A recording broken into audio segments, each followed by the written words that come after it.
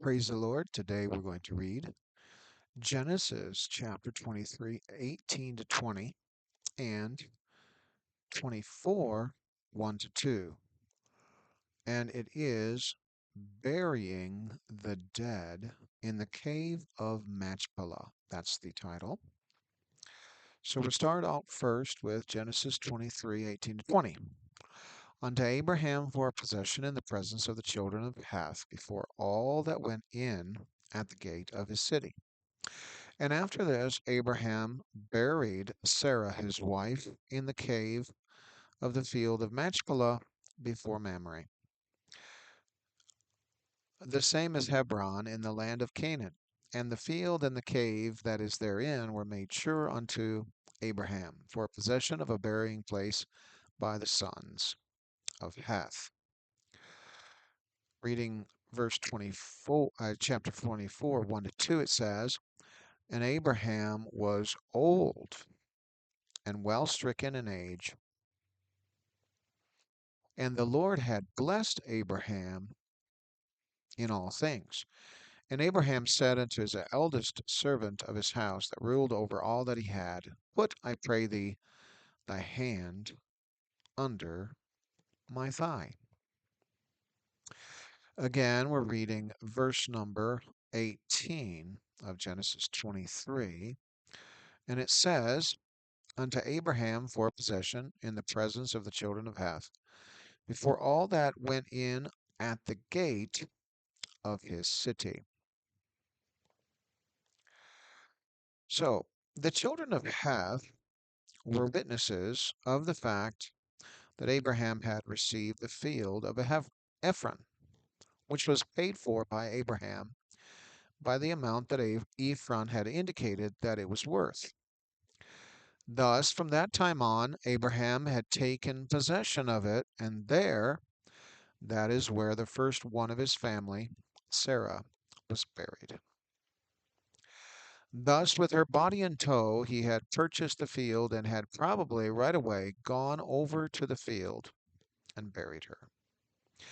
The question might be, did he place any kind of marker that would indicate that Sarah was buried there? That is a question. But the place was known by the descendants of Abraham. Some have said that that purchase of Abraham's was his first within the land of Canaan, and others might have not agreed with that. One might wonder, since God had given it to him, why would he need to buy part of the land? Or since the Israelites were going to possess the land, why would they need to fight for it? That was in a physical sense. But today, we, the children of God, fight for spiritual things by prayer and fasting, believing and asking God for those things that he wishes we to have. And when it's God's will for us to have something, he provides it to us. But that does not mean that we do not have to ask, seek, or knock, or even pray for it. Well, that is prayer, to the point where we become earnest seekers of it, and even to the point of fighting in prayer, quote unquote, for it. As Daniel had to pray and fast until he received an answer from God, and he even the angel had told him why it took him time to get him the answer. Abraham's sacrifice for the lamb was of monetary value, but that which we get from God, of course, is eternal value, that which is spiritual. Those things that are temporal value, the things of this life, we could say, are not as valuable as those things that are of eternal value. The gifts that we get from God, the inheritance that we get from God, for example, the gift of the Holy Ghost, is of eternal value. Everything that God gives us, of course, we should value, even temporary things. We should value those things too. But the idea is we know that those things from God that are given to us as gifts from Him of in the spiritual realm are of more value because they are eternal. and they are more valuable than what we could get maybe in this world, even though that many times we receive something we believe, or we might believe that it came from God. So look at what God has given me, and then we point to things that are temporary. And it's true, God does bless with temporary things. But as they say, naked one comes into this world, naked one goes out of this world. But we are trying to strive for those things that are of eternal value. At least we should focus on those things and focus on Jesus Christ, who is the one who blesses with those eternal things that are, of course, much better. Yet, it is necessary in this life to receive those things that are temporary, like the things that we use in this life that are necessary. Verse number 19, it says, "And after this, Abraham buried Sarah, his wife, in the cave of the field of Machpelah." Got the Hebrew pronunciation. Before Mamre, the same as Hebron in the land of Canaan. Thus it states that right after the transaction, the witnesses and the payment for the field of Ephron, probably with some type of receipt for it, meaning some type of possibly engraved stone or something. Abraham went right away to bury Sarah in the site. That site then was known until his son Isaac and the rest of those with whom he had brought with him had known about it too. That place became well known for the descendants of Abraham, for it was where not only Sarah would be buried, but Abraham himself, Isaac, Rebekah, Jacob, and Leah. In Genesis 25, 7 to 10, this brings us the idea of who else was buried in the cave of Machpelah. And these are the days of the years of Abraham's life, which he lived 100 threescore and 15 years. Then Abraham gave up the ghost and died in a good old age, an old man and full of years. Was gathered to his people, and his sons Isaac and Ishmael buried him in the cave of Machpelah, in the field of Ephron, the son of Zohar the Hittite, which is before Mamre.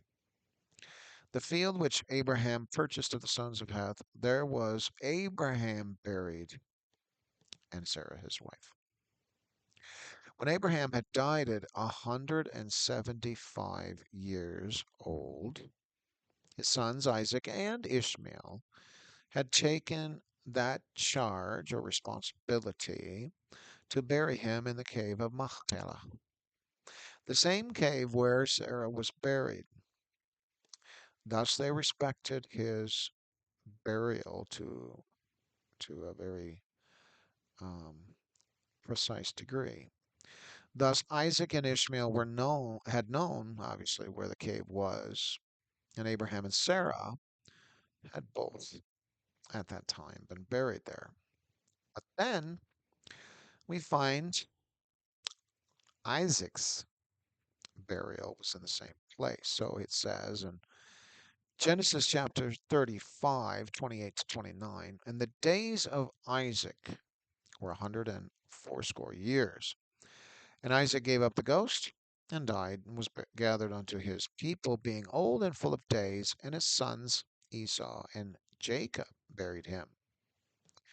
So, of course, here we're reading in the Bible of who buried who. The sons buried the father. And we also have the fact that Abraham buried his wife. So if the wife died, the husband buried her. If the father died, the sons buried him. Must have been kind of like culture. Here, Isaac had died at 180 years old, even older than Abraham. So, when it speaks of Abraham being old and well stricken in years, well, that would apply to Isaac as well because he lived 5 years longer. His two sons, Jacob and Esau, were the ones who had buried him. Isaac had not died until Jacob had seen him again. That is, after Jacob had spent 20 years, not in the land of Canaan, but in outside of the land of Canaan with Laban, that area where he lived north of Israel. And so he obviously came back with many children, um, about 11, I think. And um, he also had his wives with him. Genesis 35:27 states, and Jacob came unto Isaac his father unto Mamre, unto the city of Arba, which is Hebron, where Abraham and Isaac sojourned. No doubt the meeting between Jacob and his father was filled with joy. Of course, the Bible does not delve into those emotional details of the meeting. And I do like it when it does go into emotional details with Joseph meeting his brethren and Joseph forgiving his brethren. That to me is a very strong reading, strong emotion, and it really does. To me, one reads it with and thinking how it would feel to be in that situation with Joseph, it was just a miracle that his brothers had come back or come to Egypt to buy bread or buy something, buy corn. And so it was a miracle from God.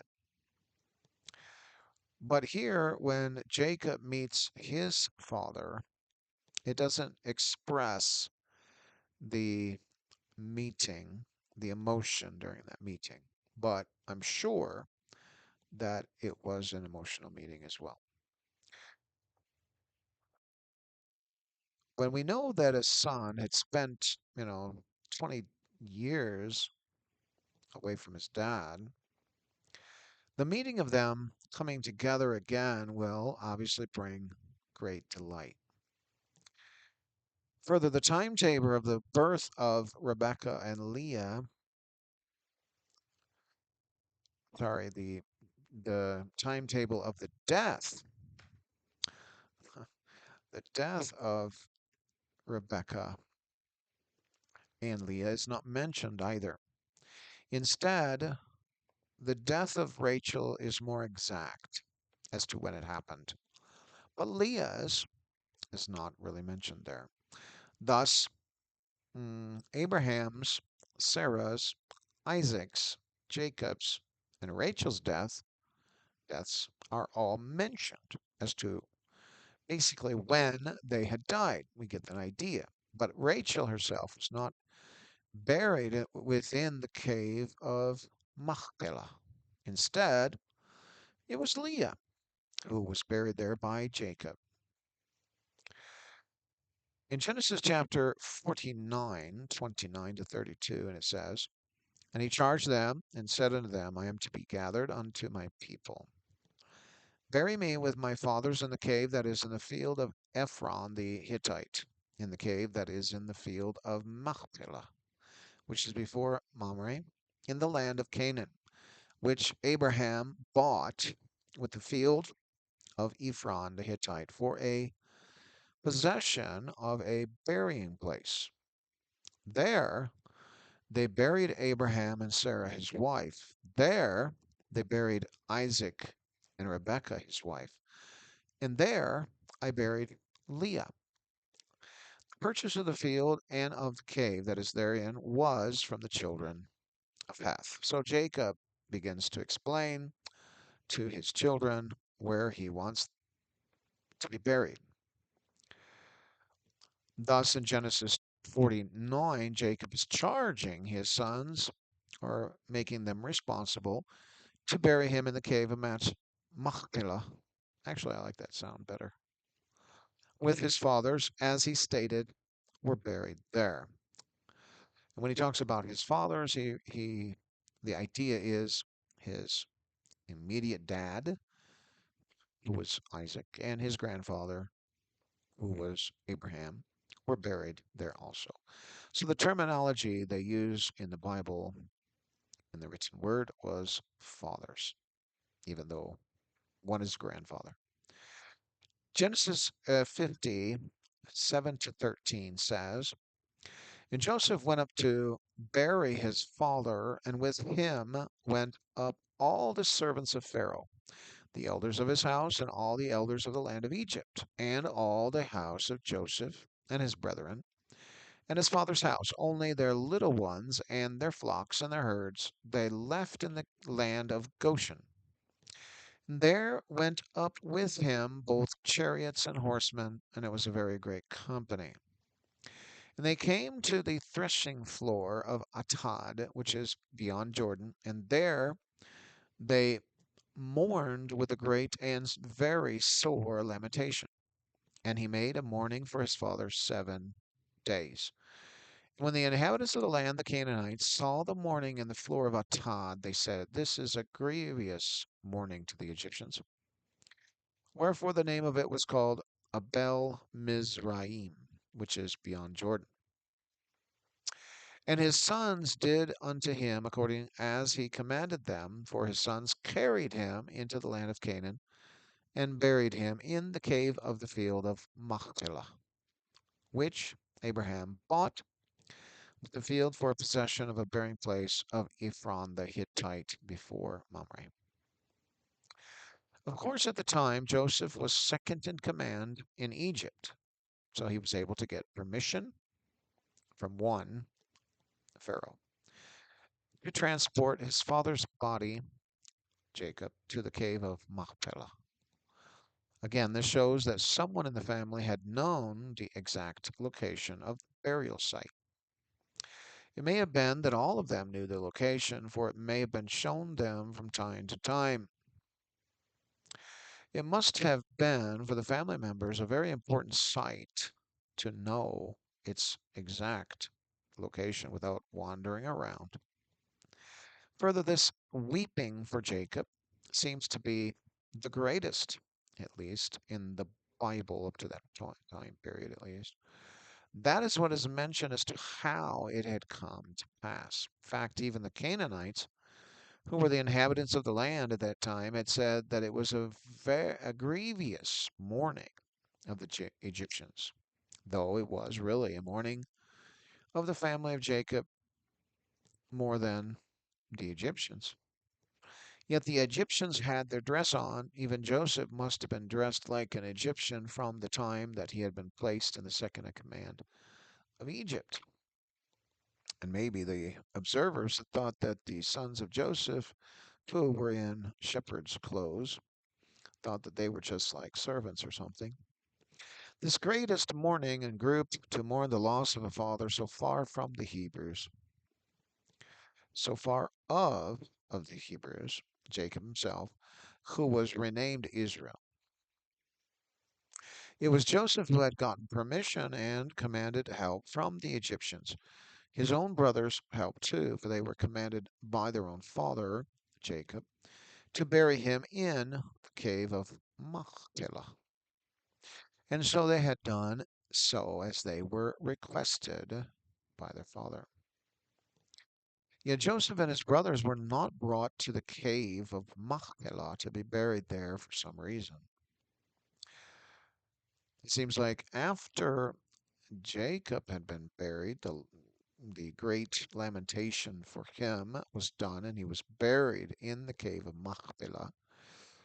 Um, his Joseph's brothers and he himself were not buried there, so that was like the end of burying the descendants.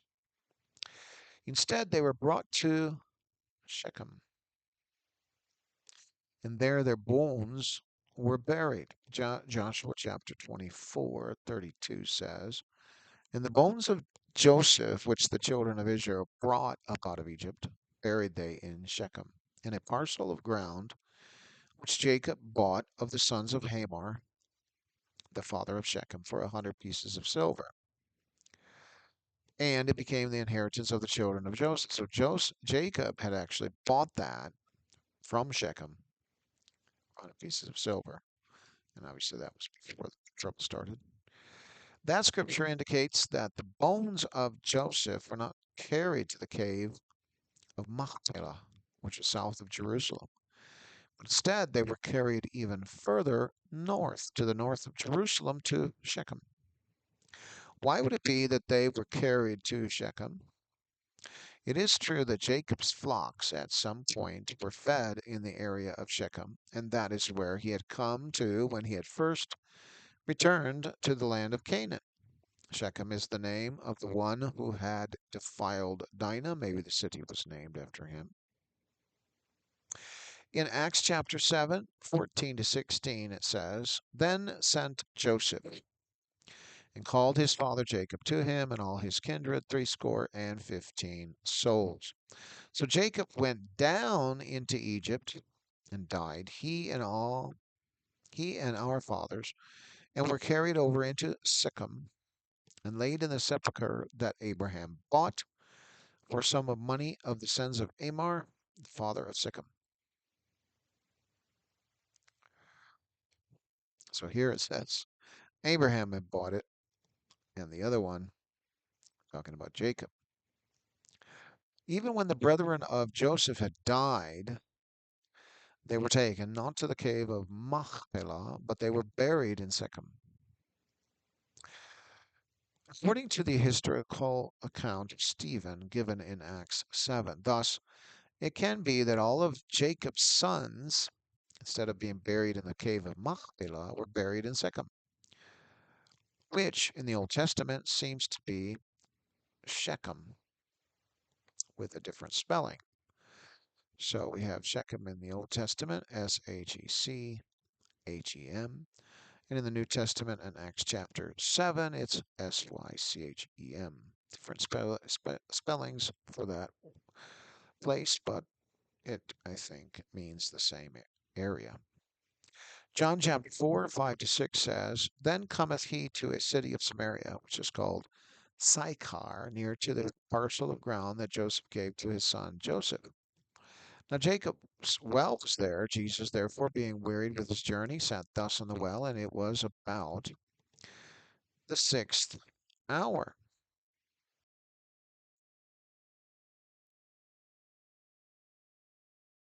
This states that Jacob had given his son Joseph that ground, and for that reason, then, that it was given to him by his dad, Jacob.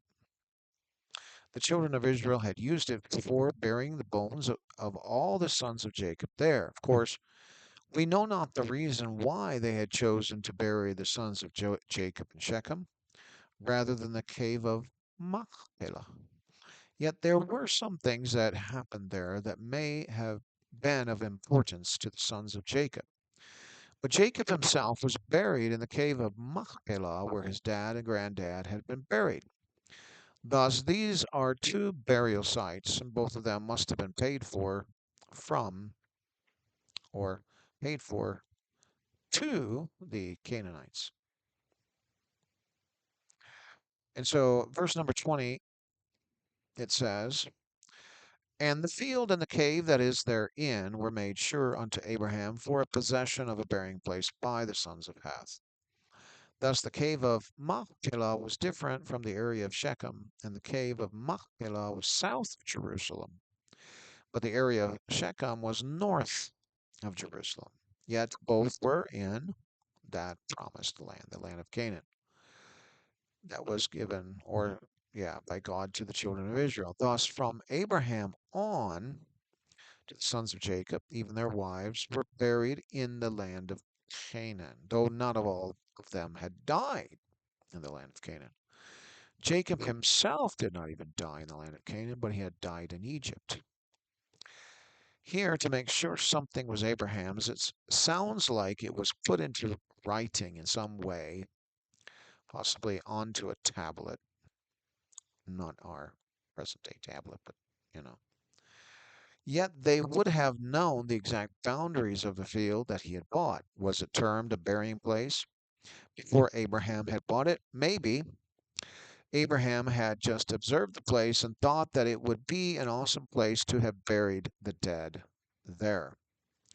Further, it must have been something nice for Abraham to buy, but not nice enough for Ephron to decide to keep it. Mhm. Genesis chapter 24, verse 1. And Abraham was old and well stricken in age, and the Lord had blessed Abraham in all things. The Bible mentioned that Abraham was old. Of course, that means that for the time period and the way that men were no longer living longer like before the flood, that Abraham looked and was old for those days. It even kind of repeats itself in that it mentions that he was well stricken in age.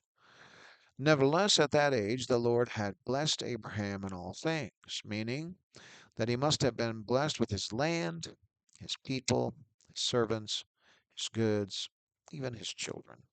He had lots of servants, both male and female, a territory of land that God had promised to him. Isaac was to continue that family line, and he had received a wife as well.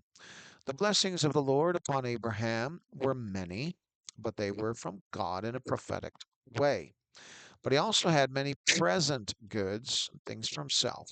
That is, his future was going to be even greater for his descendants than the present. But he himself, in the afterlife.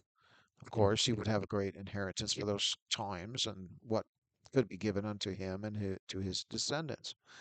Thus, the blessing was for him when he decided to leave Ur of the Chaldees, and God along the way, seeing that Abraham was faithful, he had greatly blessed him. In verse number 2, it says, And Abraham said unto his eldest servant of his house that ruled over all that he had, Put, I pray thee, thy hand under my thigh.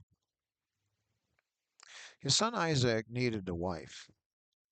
As of yet, Isaac was still single, so it was Abraham's plan that he wanted to get a wife for Isaac from his relatives, rather than any of the ladies that lived in Canaan at the time. After Abraham's observance of the ladies of the local area, it must have given him that idea that those would not be beneficial for his son. Therefore, and in seeing the times back then, they were permitted still to obtain wives of their relatives.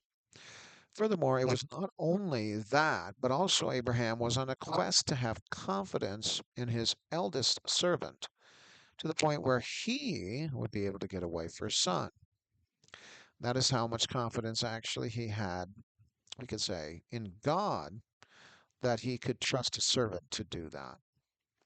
In fact, the verse states that Eliezer had ruled over all that Abraham had. Thus, he had gotten to that position because of the confidence that Abraham had with him. There were certain things that he had requested of his eldest servants, and he had done those things, we could say, with finesse. No doubt Abraham wanted to place a certain servant over all his house, but he had to make the right choices for the right person in the past from that point. He was able to find Eliezer, a person who was very faithful, dutiful, and honest with Abraham, not deviating from that which Abraham had requested of him. Yet even here, with this errand, so to speak, that Abraham wanted the eldest servant to accomplish, it was much more serious. Aaron. And the eldest servant must have known that. Abraham, of course, was trusting in God, and it seems that the eldest servant also was one who would trust in God, he even prayed. As Abraham prayed, so did the eldest servant learn to pray, and he did. Maybe as a servant, he had the best relationship with God, while the others may not have been so keen on serving God or did not recognize God as much as Eleazar had done. Even so, Abraham wanted Eleazar to give an oath for what Abraham had planned. His task was explained to him to find a son, excuse me, to find his son a wife, and the terms were laid out from Abraham. Eleazar had confided in God, prayed for a wife for his son while he was in that vicinity. Yet he may have been praying all along the way too. The Bible does not record how often may have gotten in prayer, but the truth is he had probably verbalized some prayers for his trip along the way too. Maybe that was just for the trip to make it safe and so on and so forth. But you would think that he might have said a prayer for finding a wife as well. For Eleazar to put his hand under his thigh, that meant that he was going to complete the oath, as it also meant that he was indirectly speaking, giving an oath to God. All right. May God bless you. That is Genesis chapter 23, 18 to 20, 24, 1 to 2. And the title is Burying the Dead in the Cave of Machpelah. Machpelah. Machpelah. Amen. May God bless you.